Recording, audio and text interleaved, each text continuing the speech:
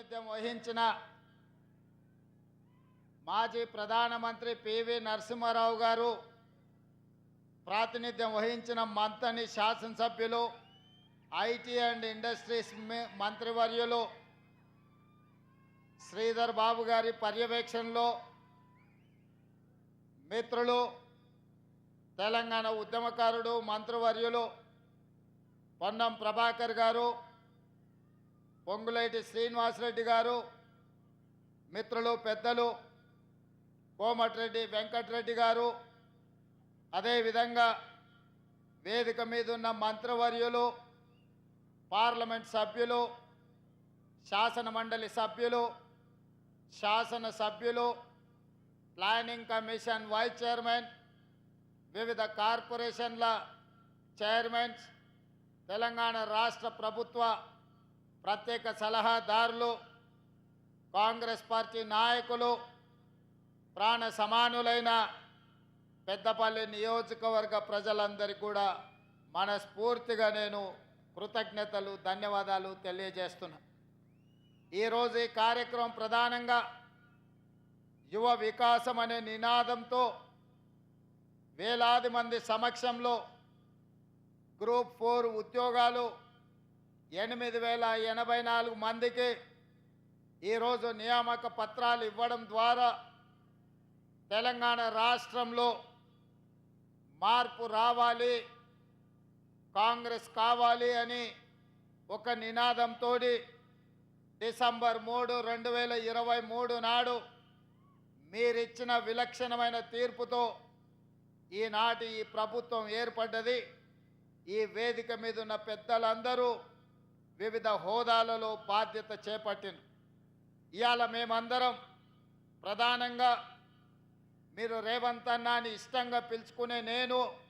ఒక జిల్లా పరిషత్ మెంబర్గా, శాసన మండలి సభ్యుడిగా, శాసనసభ్యుడిగా, పార్లమెంట్ సభ్యుడిగా, కాంగ్రెస్ పార్టీ కార్యనిర్వాహక అధ్యక్షుడిగా, కాంగ్రెస్ పార్టీ అధ్యక్షుడిగా,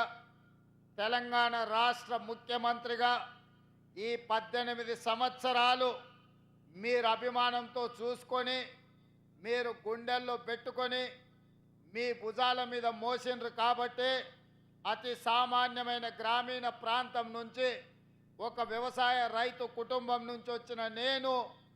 ఈరోజు గ్రామీణ ప్రాంతం నుంచి తెలంగాణ రాష్ట్ర ముఖ్యమంత్రిగా ఎదిగిన అంటే మీరందరూ అభిమానించబట్టి, ముఖ్యంగా నేను ఏ కార్యక్రమం తీసుకున్నా తప్పకుండా ఈ పెద్దపల్లి రామగుండ ప్రాంతం వచ్చినప్పుడల్లా వేలాదిగా మీరు తరలి వచ్చి అండగా నిలబడి మేము ఉంటామన్నా నువ్వు పోరాడు అని మీరిచ్చిన నైతిక మద్దతు ఇవాళ తెలంగాణ రాష్ట్ర ముఖ్యమంత్రిగా గర్వంగా పెద్దపల్లి గడ్డ మీద నిలబడి మాట్లాడుతున్న మిత్రులారా మీకందరికీ తెలుసు, ఈ కరీంనగర్ గడ్డ మీద కాలు పెడుతున్నప్పుడల్లా నాయకత్వం అంటే ఇలా ఉండాలి, ఒక మాట ఇస్తే ఆ మాట నిలబెట్టుకోవడానికి ఎన్ని ఒడిదుడుకులు వచ్చినా, ఎంతమంది అవాంతరాలు కల్పించినా ఇచ్చిన మాట నిలబెట్టుకోవాలని ఒక విశ్వాసాన్ని, నమ్మకాన్ని కలిగించిన శ్రీమతి సోనియా గాంధీ గారు గుర్తొస్తారు. ఎందుకంటే ఆనాడు 2004 సంవత్సరంలో ఎన్నికల సందర్భంగా పెద్దలు జీవన్ రెడ్డి గారు లాంటి పెద్ద నాయకుల నేతృత్వంలో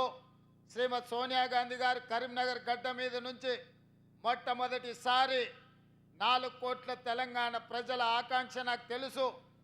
మీ 60 సంవత్సరాల పోరాటము, మీ ప్రాణ త్యాగాలు, వీటన్నిటినీ నేను గుర్తిస్తున్నా. తప్పకుండా మీ ఆలోచన, మీ మనసులో మాటను నెరవేర్చే బాధ్యత నేను తీసుకుంటానని ఈ కరీంనగర్ గడ్డ మీద నుంచి శ్రీమతి సోనియా గాంధీ గారు మాట ఇవ్వడం జరిగింది. ఆనాటి నుంచి 2014 వరకు సుదీర్ఘమైన 10 సంవత్సరాలు ఈ తెలంగాణ ఉద్యమంలో ఎన్ని అవాంతరాలు వచ్చినా, ఎంతమంది అభ్యంతరం పెట్టినా 2000 సంవత్సరంలో తెలంగాణ రాష్ట్రం ఏర్పడాలి అని మొట్టమొదట తెలంగాణ కాంగ్రెస్ పార్టీ శాసనసభ్యుల తరఫున వేదిక మీద ఉన్న పెద్దలు డాక్టర్ జి చిన్నారెడ్డి గారు మొట్టమొదట సోనియా గాంధీ గారికి నివేదిక ఇచ్చి ఆనాడు 42 మంది కాంగ్రెస్ శాసనసభ్యులతో ఒక వినతి పత్రాన్ని బేగంపేట ఎయిర్పోర్ట్లో వారికి ఇచ్చి మొట్టమొదటిసారి వారి మదిలో తెలంగాణ రాష్ట్రం యొక్క ప్రత్యేకతను వారు నమోదు చేయడం జరిగింది. ఆనాడు వారు మొదలుపెట్టిన తెలంగాణ ఉద్యమం కొద్ది కొద్దిగా పెరుగుతూ తెలంగాణ రాష్ట్రాన్ని సాధించుకునే వరకు ఆ ఉద్యమం ఉర్రూతలు ఊగింది. ఇవాళ నేను గుర్తు చేయదలుచుకున్న పెద్దలు భట్టి విక్రమార్క గారు, పొంగులేటి శ్రీనివాసరెడ్డి గారు వేదిక మీద ఉన్నారు. కొంతకాలం ఖమ్మం జిల్లాలో తెలంగాణ ఉద్యమం లేదు అన్నట్టుగా కొంతమంది ప్రచారం చేసిండ్రు. కానీ ఇవాళ ఈ వేదిక మీద నుంచి నేను గుర్తు చేయదలుచుకున్న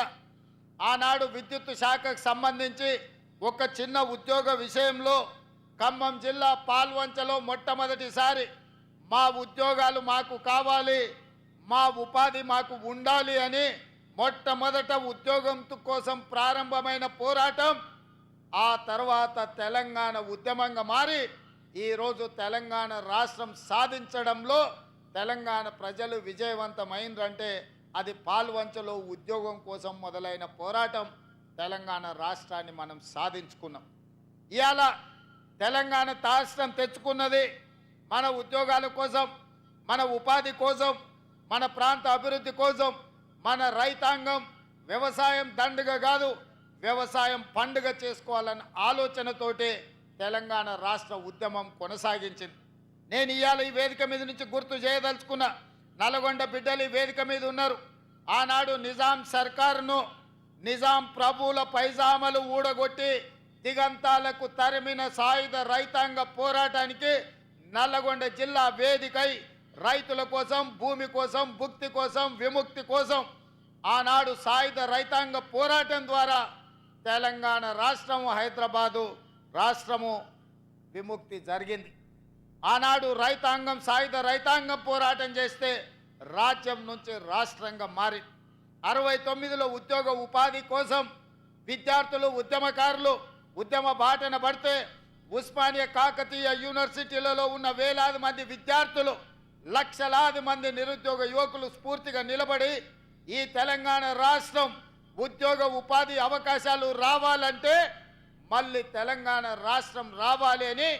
వాళ్ళు వ్యక్తిగతంగా నష్టపోయి, ఉద్యోగాలు కోల్పోయి, పోటీ పరీక్షలను బహిష్కరించి తెలంగాణ ఉద్యమంలో ముందు బాగానే నిలబడి ఉద్యమాన్ని కాకతీయ, ఉస్మానియా యూనివర్సిటీల విద్యార్థులు నడిపి తెలంగాణ రాష్ట్ర సాధనలో వాళ్ళు ప్రత్యేకమైన పాత్ర పోషించారు. అందుకే ఈరోజు ఈ తెలంగాణ రాష్ట్రం వచ్చిన తర్వాత ఈ ఉద్యమకారులు, విద్యార్థులు, నిరుద్యోగ యువకులు, అమరవీరుల కుటుంబాలు వచ్చిన తెలంగాణ రాష్ట్రంలో ఉద్యోగ ఉపాధి అవకాశాలు వస్తాయని,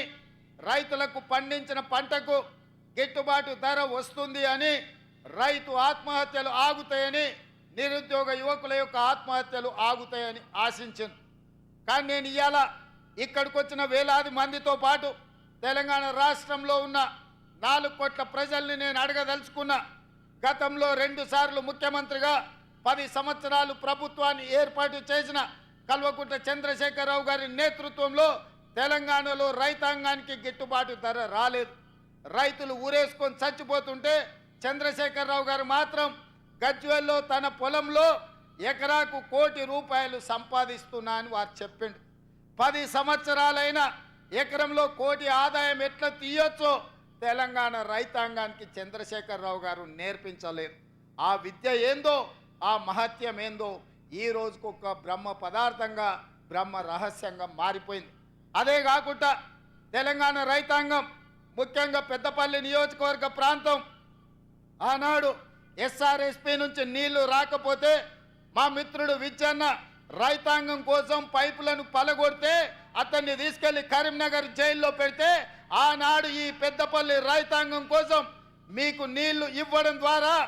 ఈ ప్రాంత రైతాంగాన్ని ఆదుకోవాలన్న గొప్ప ఆలోచనతోని మీకోసం నడుం బిగించి కొట్లాడితే ఆనాడు చంద్రశేఖరరావు గారు కరీంనగర్ జైల్లో నిర్బంధిస్తే మేడుపల్లి సత్యం, కవ్వంపల్లి సత్యనారాయణతో సహా మేమందరం జైలుకి వెళ్ళి పరామర్శించి పెద్దపల్లి రైతాంగానికి అండగా నిలబడతాం, మీ ప్రాంతానికి నీళ్లు ఇస్తాం, భవిష్యత్తులో పెండింగ్ ఉన్న ప్రాజెక్టులను మేము పూర్తి చేస్తామని చెప్పడం జరిగింది. ఆనాడు